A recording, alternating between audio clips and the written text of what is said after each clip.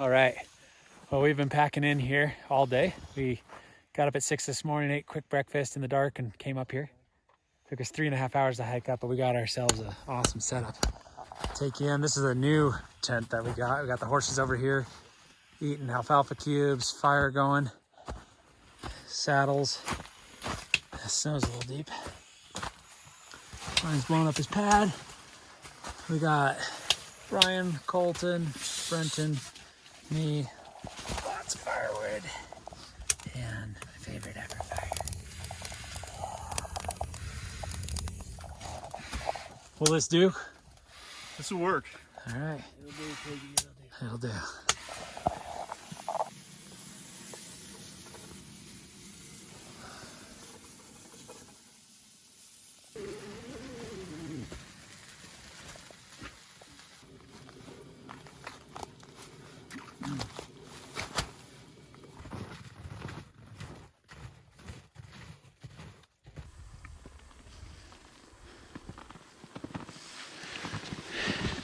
What do you think, Brian?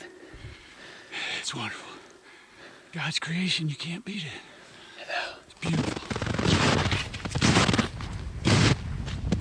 Opening morning just has this magic to it. It doesn't matter if it's a successful morning or not, it's opening morning. And this opening morning was absolutely magnificent. The sky was clear, the sun was just coming up, the air was crisp, we were up at 10,000 feet. And it was just one of those incredible mornings where there's animals moving everywhere, and we just soaked it in.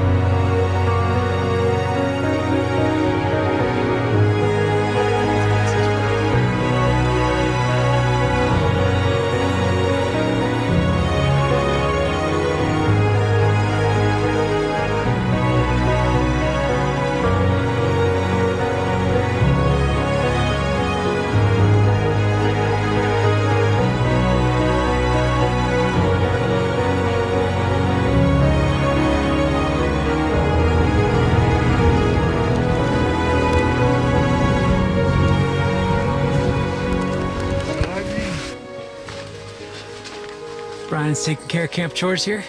Hey. Oh, it's actually going really good, huh?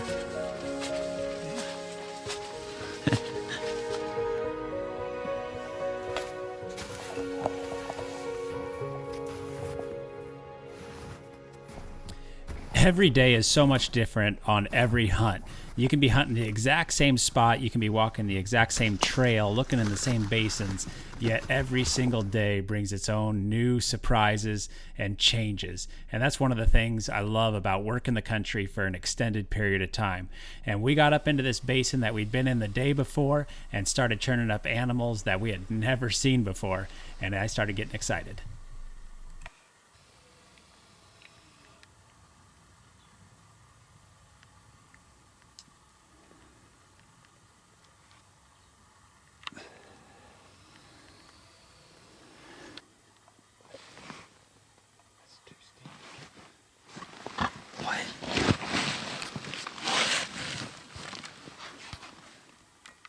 Just get ready. They're all coming. Ever since they pushed this season back later, it has changed a lot of the dynamics of the hunt, and especially in correlation with the rut for when the big bulls are with the cows. And so it's provided a real challenge for us getting on mature bulls. And on this day, we kept seeing a ton of elk and a lot of immature bulls, but we weren't able to find anything that we were looking for this early on in the hunt.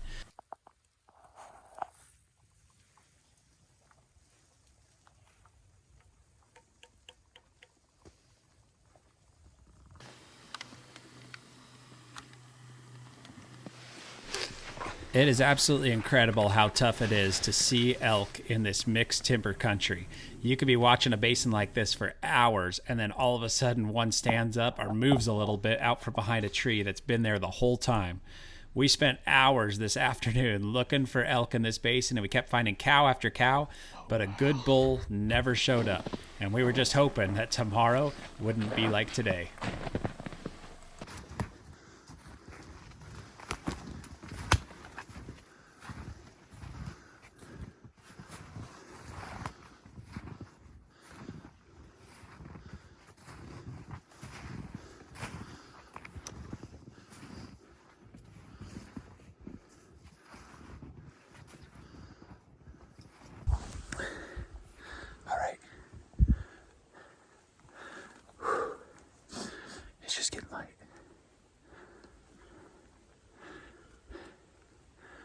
Onto this basin. This is where we were yesterday with all the elk. So we're gonna work this ridge down to another spot I've been looking at. See if we can draw it up.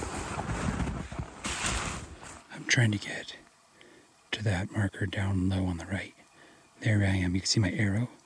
So I want to get this thing pointed straight through there.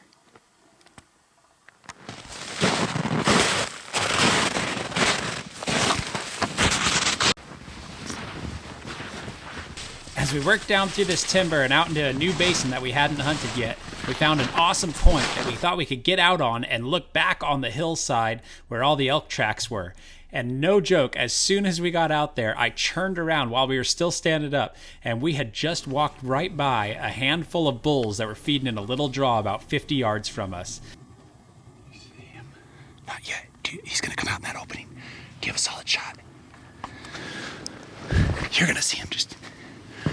Do you want to get your backpack up there? Yeah. Hurry up. I got the gun. Hurry up.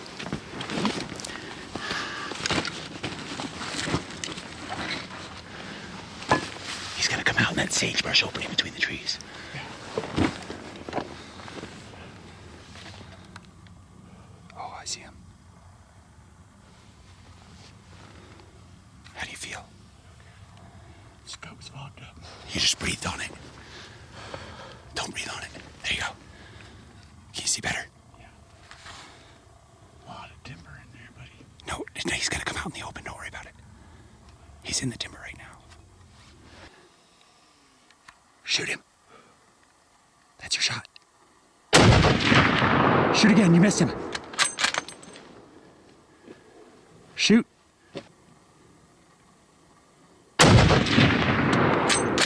Shoot again. Got him. This ended up being one of the most bizarre things I have ever seen in all of my elk hunting.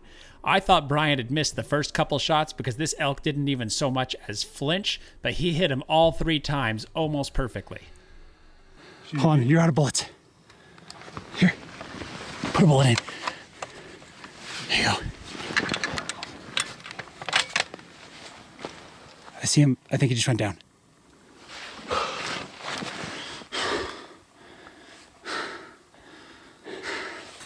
What do you think, Brian? Man, what a great morning. Got in here. It's probably the best setup I've seen. We got this whole ridge behind us, elk traveling it. And we just literally got here and Justin spotted that elk. And was able to get set up on him, made some good shots and got him on the ground. So super excited, super blessed. Just so thankful to be here and doing this. It's just a lifelong dream. So I thank you, Justin, for helping me make this happen. So appreciate it, buddy. Oh, yeah. Hey everyone, we are going to get back to this hunt in just a moment, but first I wanted to tell you about an opportunity that you have to go further in your relationship with Jesus. Whether you're somebody who's just exploring and has a ton of questions about Jesus, or you're new to your faith, we have an opportunity at Limitless Outdoors through our First Mile Discipleship Program. And what these are is it's an opportunity for you to be involved with 6 other people meeting on Zoom and going through the first mile together so your questions can be answered, so you can go through and learn powerful practices and how to walk with Jesus, how to study His Word. There's going to be a ton of opportunity there. And if this is something that interests you, go over to our website, www.firstmile.com. www.limitlesshunting.com/discipleship. And you can answer a few questions there and sign up for one of these groups.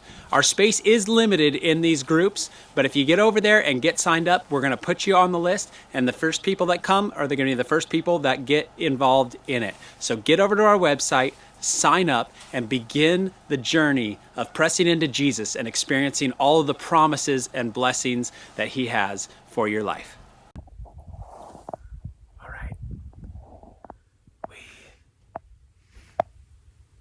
came down in this basin and Brian got a good one. But there was a 6-point. Nice dark horned, mature 6-point with a fan up over the top. Couldn't quite get a shot for me. And bummed that I didn't realize he was in there. But it's my turn to shoot now. Brian's bull's dead right up here.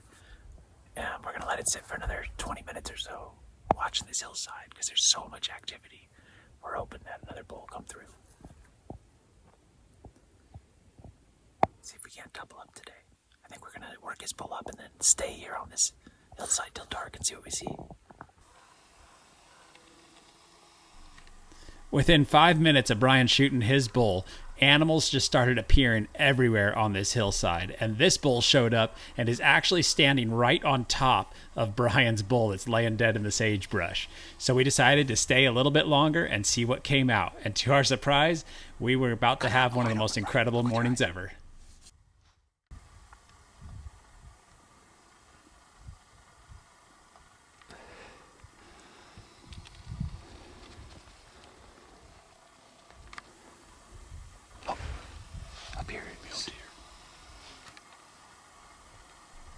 Try and keep in mind that the whole span of time here between Brian's bull and my bull is only about 30 minutes, and all the action that we saw is packed into that time frame.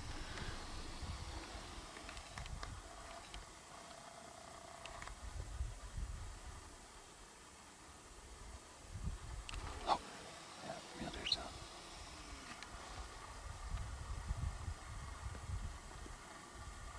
no, that's an elk. There are animals flowing through here. What is going on? Is it? There's more elk. There's elk up top. Whole herd coming. In the aspens up there. Yeah.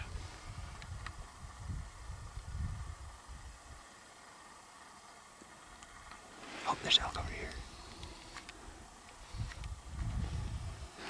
Oh, this is crazy.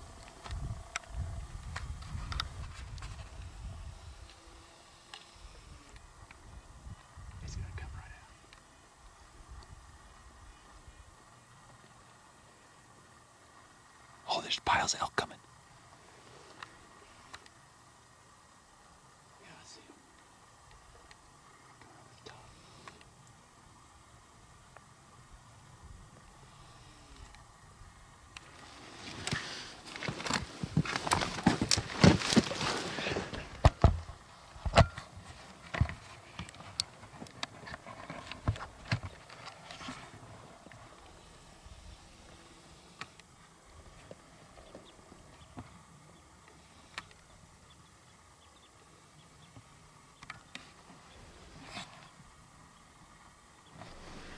Brian's elk is laying right where this red circle is on the screen, and all the elk are walking right up to him.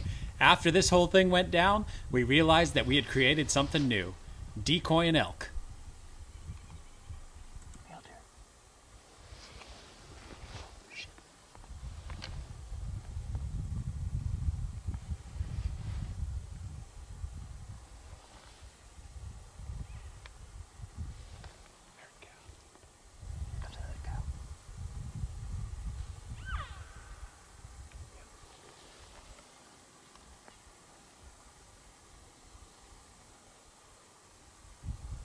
Bull. Yeah. Oh, wait.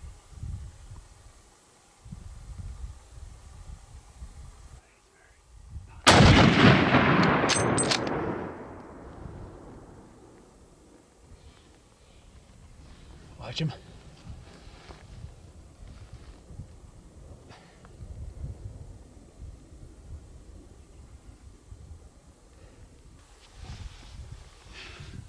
He's down in that draw. Yeah. I hit him hard. Look at that stupid ram over here. It's just standing there watching all this.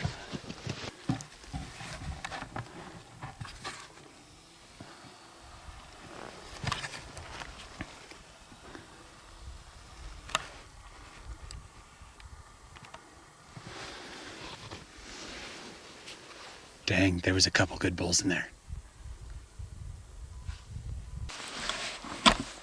All right. Well, man, what did I say? We just gotta wait here. It's just crazy. There was a point there we had mule deer, bighorn sheep, and elk. That's right. Oh, And they were walking up to Brian's bull and then freaking out. And so this bull, I don't know, he's got like crowns on him. I'm interested to see what he is. yeah, it's gonna be cool. Unbelievable. Epic morning. Let's do this. Unbelievable.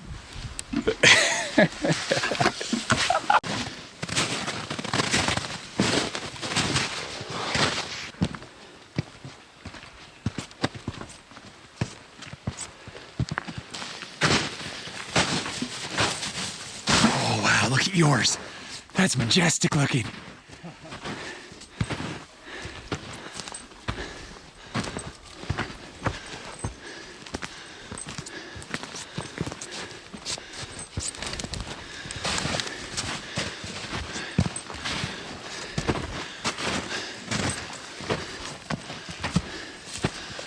Wow. Look at that. Oh, wow, he's a 6. Huh. That's a great bull. How cool is that, man? Oh, yeah. Oh, yeah.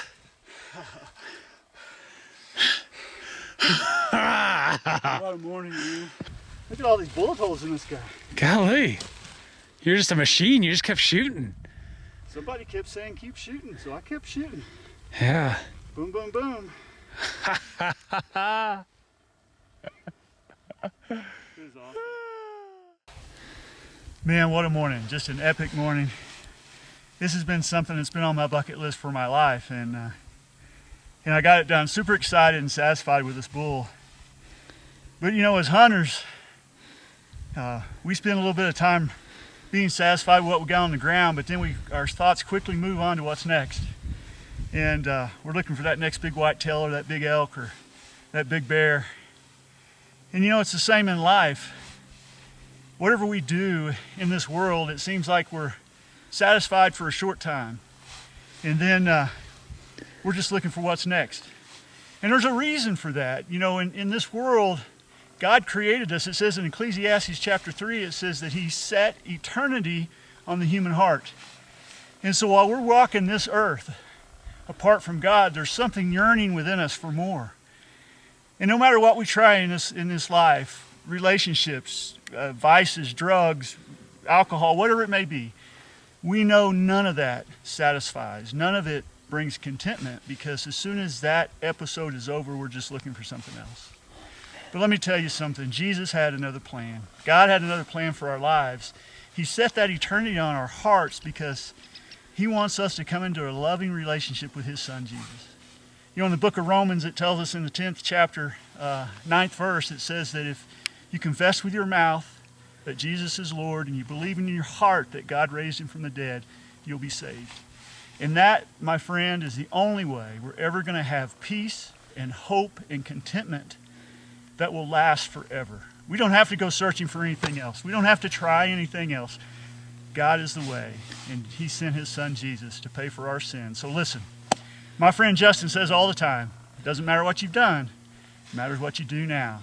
So I just invite you, I challenge you, quit looking at this world to fill you. Quit looking at relationships and vices and things to fill you, because it's going to fail you every time. Christ is our hope.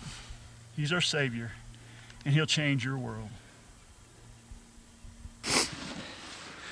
Like Brian said, the world will fail you, but Jesus will fill you. David said it in Psalm 16:11, in God's presence is fullness of joy. And we just want to invite you, you know, God has amazing things for you. And there's a practical way that you can follow Jesus and actually be filled and never failed. And so we wrote this resource called The First Mile, and we want to invite you to go over to our website. It's www.limitlesshunting.com, and you can request one. We'll ship it to you absolutely free, and it will teach you. It is a practical guide on who God is, how to have a relationship with him, why you need a relationship with him, and then practically how to walk in a way that you are filled daily with the presence of the Lord.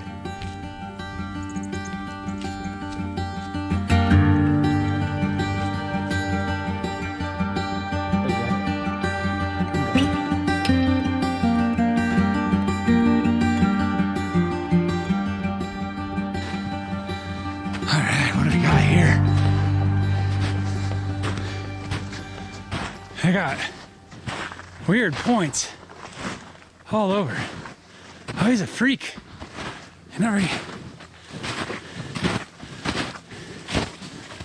Oh, weird.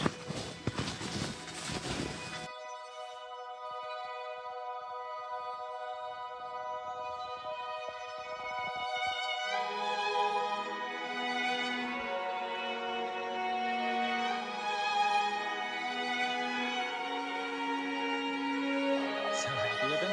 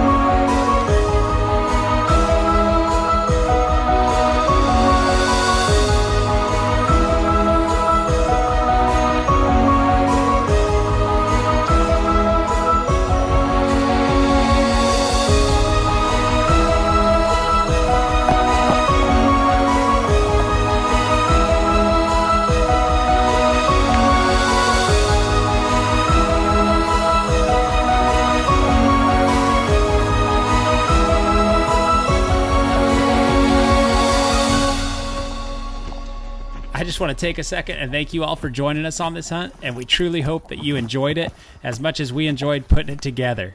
We hope that you'll join us next week as we wrap up this Colorado series and my brother ends up catching up with the very biggest bull we have ever taken on the last day of the hunt.